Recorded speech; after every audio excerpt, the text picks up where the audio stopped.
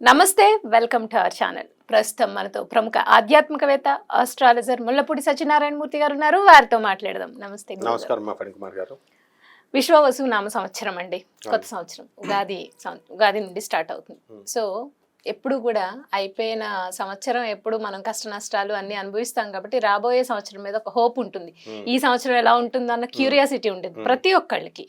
So అందుకని మనం విశ్వవసు నామ సంవత్సరంలో ఓవరాల్ గా ఎలా ఉంది, అన్ని రాసుల వారికి అందరికీ ఎలా ఉంది అనేది మాట్లాడుకుని దాంతో పాటుగా రాశి ఫలితాలు కూడా చేద్దామండి. ఫస్ట్ ఓవరాల్ గా మీరు అసలు ఎలా ఉందో చెప్పి తర్వాత మేషరాశి వారికి ఎలా ఉందో చెప్పండి గురుగారు. అలాగే విశ్వావసు నామ సంవత్సరం అంటే అందరికీ సంపదలనిచ్చే సంవత్సరం అని అర్థం. సూపర్. అసలు లాస్ట్ ఇయర్ 2024 సంవత్సరం అంటే క్రోధి నామ సంవత్సరం. అందరూ కోపతాపాలతో కోర్టులకి భార్యాభర్తలు గొడవలు జరిగినాయి. వాళ్ళందరూ ఇప్పుడు రీకన్సిలేషన్కి వచ్చేసి ఈ సంవత్సరంలో 50% ఆఫ్ ద పీపుల్, దంపతులు, కపుల్స్ వీళ్ళంతా కూడా కలిసిపోతారు. 50% ఆఫ్ ద సివిల్ కేసెస్ ఇవన్నీ కూడా ఎవరి పొలాలు వాళ్ళకి వచ్చేయడం, హాస్టల్ కోర్టులో కేసెస్ అయిపోవడం జరుగుతుంది. ఈ సంవత్సరం రాజు సూర్యుడు, మంత్రి చంద్రుడు. కాబట్టి ఇంకేం కావాలి మనకి? రాజు కరుణామయుడై ఉంటాడు. అంటే రవి ఇప్పుడు కూడా స్ట్రిక్ట్ గా ఉంటాడు కానీ లోపల చాలా కరుణ ఉంటుంది. అందువల్లనే ఆ సూర్యనారాయణమూర్తి సింహరాశి వాళ్ళు, వీళ్ళకి ఏంటంటే వాళ్ళని ఎదురించకూడదు మనం. అందువలన ఈ యొక్క సంవత్సరంలో మనము ఎలా ఉంటుంది అంటే రాజు మంచివాడై ఉన్నాడు, మంత్రి చంద్రుడై ఉన్నాడు కాబట్టి, మళ్ళీ సైన్యాధ్యక్షుడు రవి అయి ఉన్నాడు కాబట్టి మనం ఈ సంవత్సరం బ్రహ్మాండంగా ఉంటుంది. భూకంపాలు ఉండవు, అస్సలు ఉండవు. ఏదో చిన్నది ఏ మూలనో ఎప్పుడో వస్తాయి కానీ మేజర్ గా ఉండవు. వర్షాకాలం మనకు రాబోతుంది, పుష్కలమైన వర్షాలు వస్తాయి. ఎందువల్లంటే ఏమండి రవి గట్టిగా ఉన్నాడండి అందుకని రావేమో అండి అనుకుంటారు, కాదు. నెక్స్ట్ ఈ కోర్టు లావాదేవీలు కలిసిపోతారు, విద్యార్థులు తెగ చదువుతారు, విదేశాలకు వెళ్ళేటటువంటి వాళ్ళ సంఖ్య ట్రంప్ వచ్చాడని తగ్గుతుంది అనుకుంటున్నారు కదా, ఏమీ తగ్గదు, పెరుగుతుంది. ఇంకా వీసాలు కూడా వస్తాయి, విదేశ వలసలు ఎక్కువ జరుగుతాయి. అండ్ చేపల రొయ్యల చెరువులు బాగా పెడతారు జనం. ఇంతకుముందు చేపలు టపీమని చచ్చిపోయే రొయ్యలు, ఇప్పుడు అలాంటివి ఉండవు. నెక్స్ట్ రైతులు బ్రహ్మాండమైనటువంటి పంట చేస్తారు, కాస్ట్లీ గ్యాడ్జెట్స్ కొంటారు, ఖరీదైన వస్తువులు ఇళ్లల్లో. అయితే వైవాహిక జీవితాల దగ్గరికి వచ్చేసరికి దాంపత్యం మీద ప్రతి ఒక్కళ్ళు కూడా అసలు ఇది కలియుగం అంటే కామయుగం. ఎక్కువ రొమాన్స్ చేయాలి కానీ ఈ సంవత్సరం దంపతులంతా కూడా కెరీర్ మీద, ఉద్యోగాల మీద దృష్టి పెడతారు. దాంపత్యం తగ్గిపోతుంది. అందువలన సంతానోత్పత్తి తగ్గిపోతుంది ఈ సంవత్సరం, పిల్లల సంతానం మీద అంతా కూడా. అలాగే వృత్తి మీద ఎక్కువ కాన్సన్ట్రేషన్ చేస్తారు. రాజకీయ నాయకులకి కొత్త కొత్త పోస్టులు వస్తాయి, కొత్త కొత్త పార్టీలు పుడతాయి. అలాగే ఇప్పుడు సినీ ప్రముఖులు ఉన్నారు కదా, వీళ్ళంతా కూడా మంచి పేరు తెచ్చుకుంటారు, కొన్ని సినిమాలు హిట్ అవుతాయి, మీడియా రంగంలో అద్భుతాలు సృష్టిస్తారు. అండ్ Y2K వచ్చేసింది, ఇప్పుడు డీక్సీక్ ఇలాంటి సాఫ్ట్వేర్లు వచ్చేసినాయి. అందువలన మనకి ఫ్రీగా మనకి ఈ యొక్క ఆర్టిఫిషియల్ ఇంటెలిజెన్స్ లో మనం అద్భుతాలు సృష్టిస్తాం. అంటే ఫ్రీగా యాప్స్ రాగానే చూస్తారు, ఇంతకు ముందు మనం మినిమం సబ్స్క్రిప్షన్స్ పెట్టి చూడాలి. ఈ విధంగా మనకి అన్ని వర్గాల ప్రజలకి కూడా, ముఖ్యంగా లేబర్, కష్టాన్ని నమ్ముకున్నటువంటి వాళ్ళకి వాళ్ళ దానికి తగ్గట్టుగా సంపద వస్తుంది, ఫలితం వస్తుంది. అండ్ యాంకర్లు, సినిమా హీరోయిన్ లాగా వాళ్ళ యొక్క చార్మ్ పెరుగుతుంది. అండ్ ఈ సంవత్సరం అంతా కూడా డామినేషన్ అన్నమాట. అంటే ఎవరి వృత్తుల్లో వాళ్ళ డామినేషన్. అలాగే ఫ్యామిలీలో లేడీ డామినేషన్ ఎక్కువ అవుతుంది, మంత్రిత్వం చేస్తారు భార్యలు. ఇంతకుముందు పాపం భర్తలను ఎలా కంట్రోల్ చేసుకోవాలో తెలియక వాళ్ళు మామూలుగా డైరెక్ట్ అడుగుతారు. ఇప్పుడు ఏమంటారు, ఇప్పుడు చూడండి, ఇంతకుముందు ఎగ్జాంపుల్ చెప్తాను. ఒక పెళ్లి సంబంధం బాగాలేదనుకోండి, నచ్చలేదు, కట్నం అవతల తక్కువ ఇస్తున్నాడు, అందుకని వీళ్ళు ఏం చెప్తారు తెలుసా, డైరెక్ట్ ఏమండి మీరు కట్నం తక్కువ ఇస్తున్నారు అందుకు మీ సంబంధం మాకు వద్దు అని చెప్పరు. ఏమండి ఫలానా జ్యోతిష్కుడు చెప్పాడండి, మా జ్యోతిష్కుడు వద్దని అన్నారండి, కలవలేదండి అని ఎలా తోసేస్తారో. ఇది వరకు సినిమాకి తీసుకెళ్ళు, నగల కొను, చీరలు కొను అని అడిగేవారు పాపం ఆడవాళ్ళు. ఇప్పుడు అట్లా అడగరు అన్నమాట. ఇప్పుడు ధనత్రయోదశి వచ్చింది, నువ్వు బంగారం కొనిపెట్టాలా, కుబేర ఇది కొంటే నువ్వు కోటీశ్వరుడు అవుతావు, లేదంటే నీ ఉద్యోగం ఊడిపోతుంది అని ఒక సింపుల్ గా మంత్రిత్వం. చంద్రుడు కదా చెప్పగానే వీడికి నిజంగానే సాఫ్ట్వేర్ రిసెషన్ లో ఉంది, ఎక్కడ ఉద్యోగం ఊడిపోతుందో అని చెప్పి భయం వేసి వీడు కొంటాడు. అలాగే చీరలు, ఒక కొత్త పండగను సృష్టిస్తారు అవసరమైతే. ఆ పండగతో చక్కగా ఈ చీరలు కొనాలి ఇలాంటి రూల్స్ అన్నీ కూడా అంటే తెలివితేటలతో కుటుంబాన్ని మహిళలు సరిదిద్దుకుంటారు. ఇక విదేశీ యానాలు తెగలిపోతారు ఇప్పుడు ఈ సంవత్సరం అంతా కూడా. ఈ విధంగా మొత్తం నూతన సంవత్సరం అంతా కూడా దివ్యంగా భవ్యంగా ఉందమ్మా. గురుగారు, విశ్వవసునామ సంవత్సర ఫలితాల్లో ధనస్సు రాశి వారికి ఎలా ఉంది అనేది చెప్పండి. చాలా ప్రియంగా ఉంటుంది, ప్రియరంజకంగా ఉంటుంది.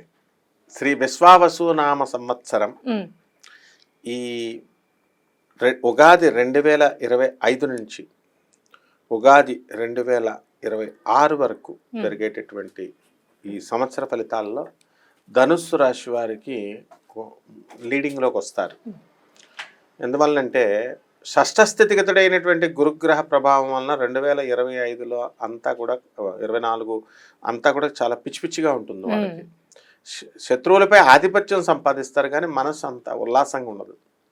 ఇప్పుడు ఈ సంవత్సరం మే 30 దాటిన తర్వాత నుంచి ఇంకా ఉల్లాసంగా తయారవుతారు. తర్వాత భార్యాభర్తల మధ్య అన్యోన్యత అనేటటువంటిది గ్రాఫ్ చాలా పైకి వెళ్ళిపోద్ది, బాగా పెరుగుద్ది. షేర్ మార్కెట్లో పెరిగినట్టుగా, ఇండెక్స్ బాగా పెరిగినట్టుగా. సో వీళ్ళు ఏం చేయాలండి అంటే ఈ యొక్క శుక్రుడు రాహుతో కలిసి ఎక్కువ సంచారం ఎక్కువ సార్లు చేస్తున్నాడు. చంద్ర సంచారాలు, శుక్ర సంచారాలు, మనము ఈ లవ్ రిలేషన్స్ ఈ సంచారాలను గమనించినట్లయితే దానివల్ల ఏమవుతుందంటే వీళ్ళు ఈ భార్యలను చాలా జాగ్రత్తగా ప్రేమగా వాళ్ళు చూసుకోవాలా, వాళ్ళకి కావలసినటువంటి చీరలు నగలు కొనిపెట్టాలా. అలాగే ప్రతి స్త్రీని కూడా గౌరవించి వీళ్ళు చేసినట్లయితే శుక్రుడు కాబట్టి తప్పకుండా వీళ్ళని బ్లెస్ చేస్తారు. అలా కాకుండా భార్యల మాటలకి ఎదురు చెప్పినా, ఎడ్డమంటే తెడ్డమని వాదించినా వీళ్ళకి అనూహ్యమైనటువంటి ప్రాబ్లమ్స్ కెరీర్లో రావడానికి అవకాశాలు ఉంటాయి. అంటే స్త్రీ శాపము అంటాం, పితృశాపము అంటాం. అలా అంటే ఆ విధంగా వీళ్ళు జాగ్రత్తగా ప్లాన్ చేసుకోవాలి. అప్పుడు శుక్రుడు రాహు నుంచి ప్యాసివ్ అయిపోతాడు. ఇకపోతే ధనుస్సు రాశి వారికి పాపం అర్ధాష్టమ రాహు పీడిస్తూనే ఉన్నాడు. ఇప్పుడు ఆ రాహు మాయమైపోతాడు. ఇప్పుడు మనకి శని పీడిస్తాడు. తృతీయ నుంచి స్థానంలో నుంచి చతుర్థ స్థానానికి శని, రాహు 4వ ఇంట్లో ఉన్నవాడు 3వ ఇంట్లోకి స్థానభ్రంశం డిస్ప్లేస్మెంట్ జరగడం వల్ల అర్ధాష్టమ శని పీడించడు. పనులు లేటుగా బద్ధకం చేసుకుంటారు. అంటే అంతకుముందు మనశ్శాంతి లోపం. ఇప్పుడు మనకు పాస్పోర్ట్ రాకపోతే మనం బాధపడితే ఒక అర్థం ఉంది, ఎదురింటోడికి పాస్పోర్ట్ రాలేదు, పక్కింటోడికి పనులు అవ్వలేదని మొన్నటిదాకా బాధపడ్డారు అనవసరమైన విషయాల కోసం. ఇప్పుడు అట్లా కాదనమాట, పనులు లేటుగా అవుతూ ఉంటాయి కాబట్టి వీళ్ళు ఎక్కువ ఎఫర్ట్ పెట్టినట్లయితే సరిపోతుంది. ఇకపోతే ఈ ధనుస్సు రాశి వారికి అత్యద్భుతమైన ఇంకో బోనస్ ఒకటి ఉంది. భాగ్యస్థితిగతుడైనటువంటి కేతుగ్రహ ప్రభావం వలన సడన్ ప్రయాణాలు, ఇంటర్ స్టేట్స్ అండ్ ఫారిన్ కంట్రీస్కి వెళ్ళాలనుకునేటటువంటి వాళ్ళకి ఈ పనులు అవుతాయి. అలాగే MNCస్లో పనిచేస్తున్నటువంటి వాళ్ళందరికీ కూడా వీళ్ళకి ఎక్కువ లాభాలు జరగడానికి అవకాశాలు. అంటే anything which is related to foreign country. Foreign country నుంచి ప్రొడక్ట్స్ తెచ్చుకొని ఇక్కడ అమ్ముకున్నా సరే వీడు కుబేరుడు అయిపోతాడు. ఉప్పు చేపల మామూలు పక్కన దొరుకుతున్న కాకినాడ నుంచి వైజాగ్ నుంచి ఉప్పు చేపలు తెచ్చి అమ్మినా కుబేరుడు అయిపోతాడు. అదే విధంగా సముద్రం ప్రొడక్ట్స్, ఎనీ సముద్రం ప్రొడక్ట్స్, సినిమా హాల్ వాళ్ళంతా కూడా పాపం చాలా కాలం నుంచి మూసుకొని కూర్చున్నారు. అటువంటి వాళ్ళకి అన్నీ కూడా ఇప్పుడు తెరుచుకుంటారు. అండ్ సినిమా యాక్టర్స్ కంటే కూడా సినిమా హీరోయిన్స్ నెంబర్ 1 స్థాయిలోకి వెళ్ళిపోతారు.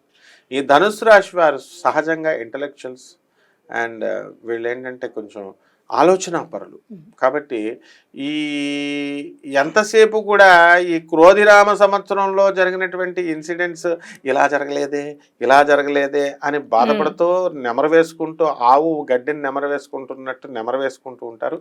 ఇది అనవసరం అమ్మా అని చెప్పినా కూడా దాని నుంచి బయటికి రాలేరన్నమాట. సో ఈ యొక్క రాహుమాయాజాలం నుంచి వీళ్ళు తప్పించుకున్నారు కాబట్టి ఇక ఈ యొక్క ధనుస్సు రాశి వారికి అందరికీ కూడా వ్యాపారాలు సవ్యంగా సాగుతాయి. వృత్తి వ్యాపార ఉద్యోగ విషయాల్లో ముందుకు దూసుకొని వెళ్ళిపోతారు. మరి ఇల్లు లేనటువంటి వాళ్ళు ఈ సంవత్సరం ఇల్లు కొంటారు, స్థలాలు లేనటువంటి వాళ్ళు స్థలాలు కొంటారు. పాత బకాయిలు ఏవైతే రావాల్సినటువంటివి ఉంటాయో అవన్నీ కూడా వచ్చేయడం జరుగుతుంది. మరి ఈ విధంగా ఈ యొక్క ధనుసు రాశి వారి పాపం బిల్డర్లు చాలా మంది ఇళ్ళు కట్టుకొని ఆగారు, ఆ అపార్ట్మెంట్స్ అమ్ముడవడం లేదు, అవి ఇప్పుడు కొద్దిగా కదులుతాయి. అదేవిధంగా ఈ యొక్క స్థలాలు లేనటువంటి వాళ్ళు స్థలాలు కొని పాపం రియల్ ఎస్టేట్ బిజినెస్ ఏమని గురుగారు నోటి దగ్గరకు వచ్చి ఆగిపోతుందండి వ్యాపారాలు అనేవాళ్ళు చాలా మంది ఉంటారు. అటువంటి వాళ్ళకి కొంచెం ఈ ధనుసు రాశి వారు కొంచెం మొమెంటం అనేటటువంటిది ఇస్తుంది. కాబట్టి వివాహాలు లేనటువంటి వాళ్ళందరికీ కూడా వీళ్ళకి వివాహాలు అవుతాయి. అయితే ఎక్కువగా ప్రేమ వివాహాలు, అది కూడా ఫారిన్ కంట్రీస్ అమ్మాయిలతో అవడానికి అవకాశాలు ఉంటాయి.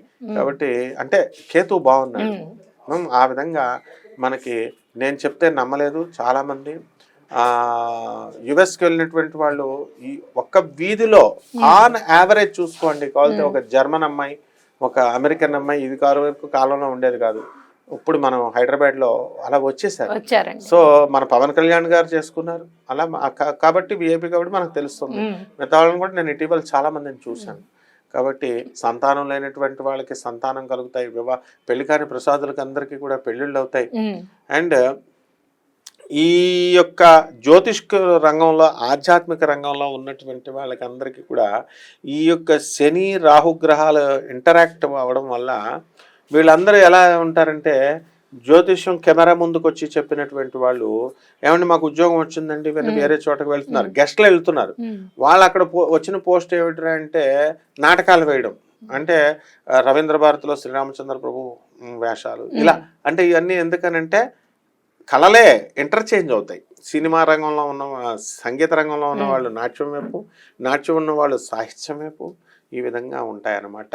కాబట్టి ధనుసు రాశి వారికి అందరికీ కూడా బాగుంది.